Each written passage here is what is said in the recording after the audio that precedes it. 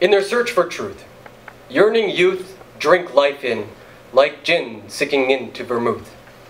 And when the adrenaline from a Ritalin thrill kills their innocence, makes it die, when they slip through the cracks or fall off the cliff because they were missed by the catcher in the rye, when they learn what power lies in the smallest of lives, necrotic, narcotic nightmares will sail along neural creeks to meet beneath synapses to speak about mouth-watering sweets and nefarious deeds.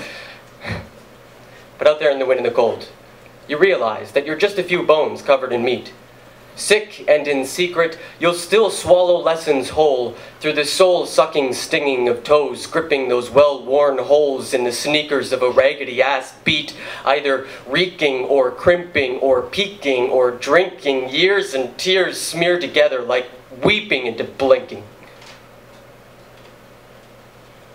I've conjured up an addict's hopelessness with this haunted stream of consciousness to hypothesize one of the lives I could have dreamed. But at the time, I coughed up fits and lungs and even other people's screams. And given that I'm not a fiend, I sympathize with any dreamers and liars, schemers with priors, desperate or dire for change of place or for hire, sketching plans out on a wire with their last lead, clear head or copper. So desperate even grace can be improper. Some days I've been told there's nothing to do but cop, stop, and roll, doling out pipes, gripes, and holding up polite, wholly unsatisfied with the height of your high. But who am I? What the fuck do I know?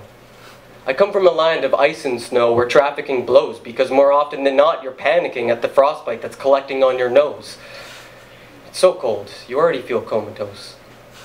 And the spiritual dose of cheap wine and thin toast is staler than a tired TV trope, so no wonder kids turn to dope, to find some way to cope with the crushing pain of poverty, or their outsider identity, or their community's incredulity when their family's eulogies end unruly, truly.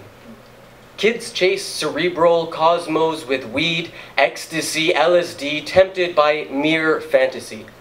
But if it weren't for the ravages of World War D, bewildered children would need not fear the laws of our society. And the irony to me is that a variety of pharmaceutical narcotics contain the same toxic products that are abused, just like those yearning youth who were only ever looking for some honest truth.